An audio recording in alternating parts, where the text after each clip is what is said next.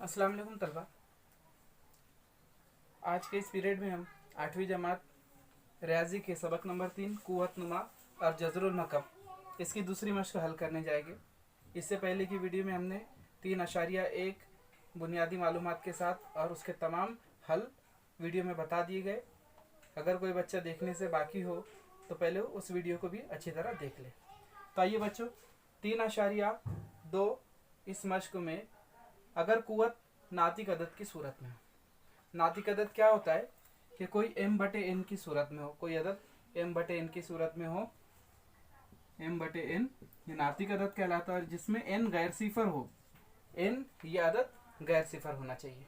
ठीक है बच्चों, तो एक मिसाल हम समझ लेते हैं कि जैसे एक अदद दिया हुआ है 4 की 2/3 कुव्वत।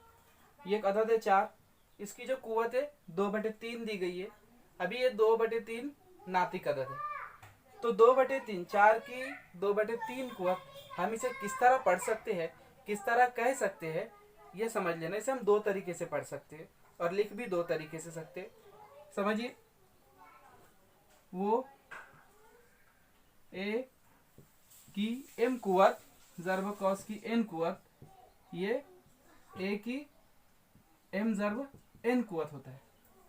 a की m कुव्वत कॉस की n कुव्वत, अगर असास की कोई कुव्वत है और कॉस की भी कोई कुव्वत है तो उन कुव्वतों का हासिल ज़र्ब होगा। ठीक है बच्चों, तो हम इसे इस तरह भी लिख सकते हैं, a की m कुव्वत कॉस की n कुव्वत बराबर a की m ज़र्ब n कुव्वत और a की n कुव्वत कॉस की m कुव्वत।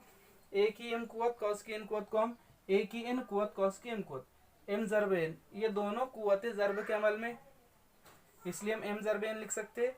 इसलिए n यहाँ पर भी आ सकता है, m यहाँ पर भी आ सकता है। तो इसी को हम एक अदद 4 की 2/3 कुव्वत हमने लिए और उसके जरिए हम समझ लेंगे। तो 4 की 2/3 कुव्वत मतलब क्या?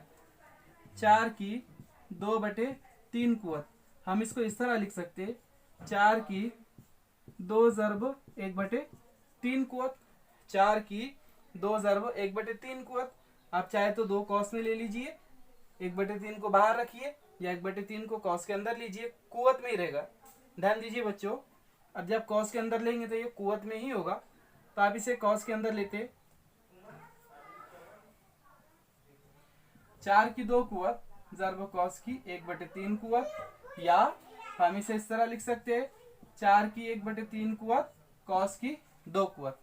अब हम इसे पढ़ेंगे किस तरह, इस अदद को हम किस तरह पढ़ेंगे कि 4 की दूसरी कुव्वत और 1/3, इससे पहले की वीडियो में हमने देखे बेटा कि 1/3 कोई कुव्वत माकूस में है तो उसका जज़र कहलाती है।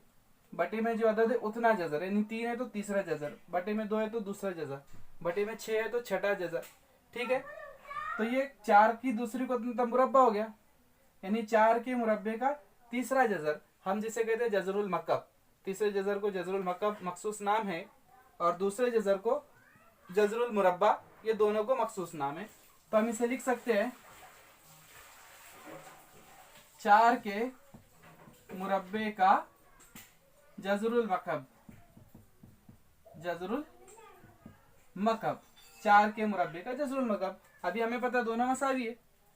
अगर हमने इस तरह लिखे तो इसे इस तरह पढ़ सकते हैं हम कि अच्छा, 4 की दूसरी कुव्वत कॉस की 1/3 कुव्वत लिखिए, या 4 की 1/3 कुव्वत कॉस की दूसरी कुव्वत लिखिए, दोनों मसावी होगा। ये दोनों क्या होगा? मसावी होगा इस उसूल की बुनियाद पे। तो हमने इसे पहले इस तरह पढ़ा, 4 के मुरब्बे का जज़रुल मकब। अब यहाँ देखिए, ये 4 का मकब है, 4 की 1/3 कुव्वत मतलब 4 का जज़रुल मकब, माफ कीजिए 4 का जज़रुल मकब, और कॉस की 2 कुव्वत मतलब उसका मुरब्बा, दूसरी कुव्वत माने मुरब्बा। तो हम इसे किस तरह पढ़ेंगे, 4 के जज़रुल मकब का मुरब्बा।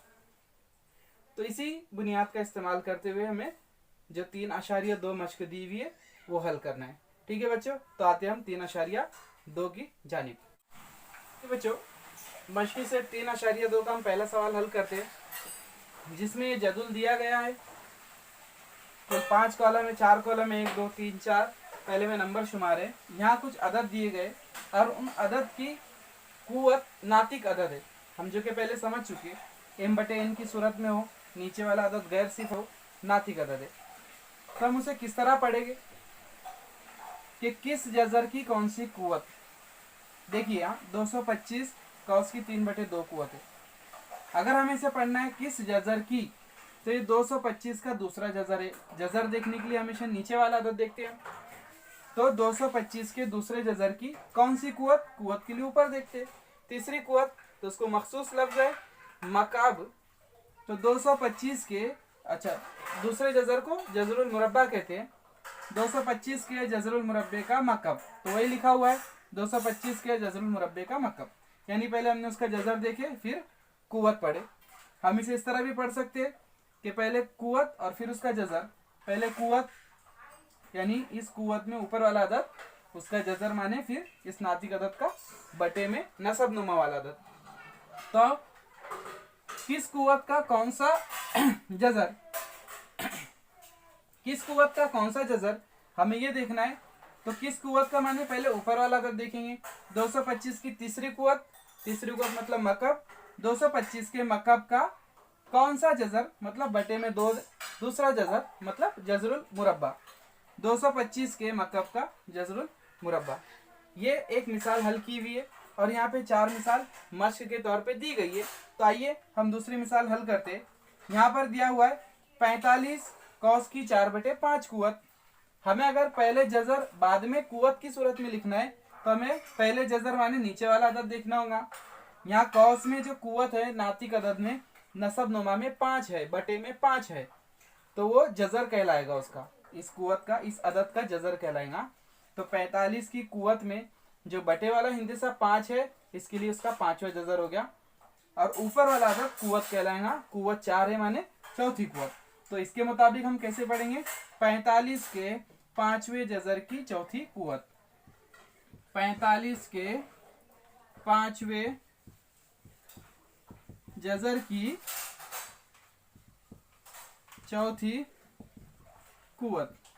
ठीक है बच्चों, अगर हमें इस सूरत में लिखना है किस कुव्वत का कौन सा जजर, तो हमें पहले ऊपर वाला अदद देखना होगा। इस कुव्वत में ऊपर 4 लिखा हुआ है, माने 45 की चौथी कुव्वत का कौन सा जजर मतलब बटे में 5 है, तो 5वां जजर।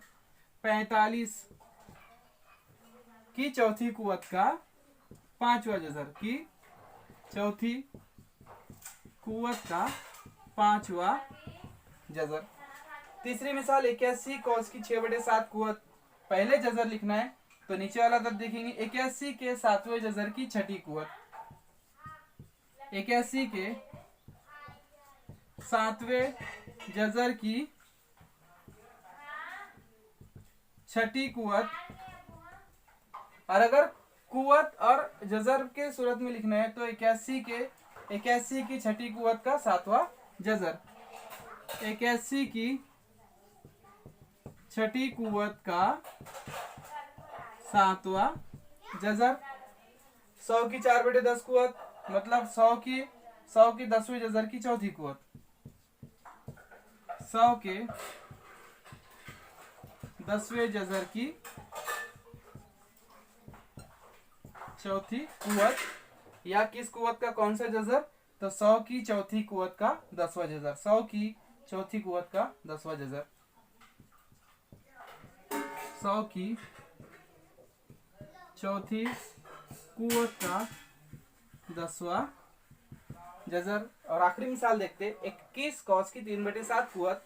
21 कॉस की 3/7 कुव्वत मतलब 21 के 7वें जजर की तीसरी कुव्वत मतलब मकब, 21 के 7वें जजर का मकब, 21 के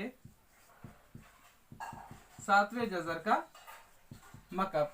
अगर इस सूरत में लिखना है किस कुव्वत का कौन सा जजर, तो 21 के मकब का 7वां जजर, 21 के मकब का 7वां जजर। तो बच्चों ये पहला सवाल आप लोगों को समझ में आया।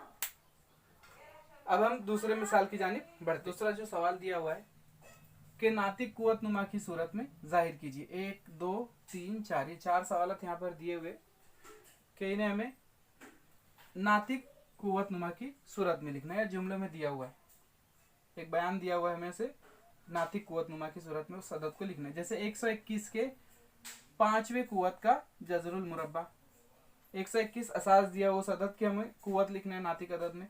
तो सबसे पहले हम लिख लेंगे 121 के 5वीं, पहले यहाँ देखेंगे कुव्वत, 5वीं कुव्वत मतलब क्या, हम कुव्वत को 5 लिख लेंगे और उसका जजरुल मुरब्बा, जजरुल मुरब्बा मतलब दूसरा जजर मतलब 1/2 पद। तो हम इसे इस तरह लिख सकते हैं 121 की 5/2 कुव्वत। तो हो गया नातिक कुव्वत की सूरत में जो जुमला दिया हुआ है हमने उसे नातिक कुव्वत की सूरत में लिखा। दूसरा सवाल 324 के चौथे जजर का मकब। सवाल में, किताब में सवाल थोड़ा गलत दिया हुआ है, 324 के चौथे जजरुल मुरब्बे का मकब। तो चौथे जजरुल मुरब्बा नहीं, सिर्फ वहाँ चौथा जजर है, आप दुरुस्ती कर ले। तो 324 के चौथे जजर का मकब, तो यहाँ 324 का चौथा जजर का है, जजर मतलब 1/, में लिखना होता है, जजर का है तो 1/4, चौथा जजर का है तो इसलिए 1/, लिखे हमने, ठीक है। और उसका मकब, मकब मतलब तीसरी कुव्वत। अब जाहिर सी बात है दोनों ज़र्ब में, तो 1/4 ज़र्ब 3 मतलब 3/4, 324 की 3/4 कुव्वत। ये हो गया कुव्वत नातिक अदद, नातिक कुव्वत नुमा की सूरत में बयान जो दिया हुआ था हमने उसे नातिक कुव्वत नुमा की सूरत में लिखा। तीसरा सवाल है 264 के मुरब्बे का 5वां जजर, 264 के मुरब्बे का 5वां जजर। तो 264 असास है, उसका मुरब्बा, मुरब्बा माने दूसरी कुव्वत, उसका 5वां जजर, जजर का है इसलिए 1/, लिखेंगे, जितना भी अगर जजर का 5वां का है तो 5, और जजर का इसलिए 1/, लिखे हमने। तो 264 के मुरब्बे का 5वां जजर, तो हम इसे इस तरह भी लिख सकते हैं 264 कौस की 2/5 कुव्वत। और चौथा सवाल 3 के जजरुल मकब का मकब, 3 के 3 असास है, उसका जजरुल मकब यानी तीसरा जजर, तीसरा जजर मतलब 1/3, और उसका भी मकब मतलब कौस की 3 कुव्वत।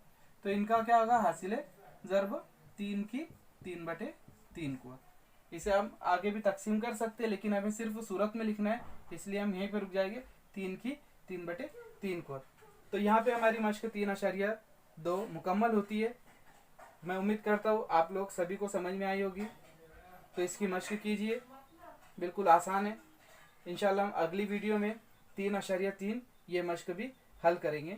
बच्चे इसे घर पे खूब मेहनत से समझे, अपनी बयाज में जवाबात को कॉपी कर लें। अल्लाह हाफिज़।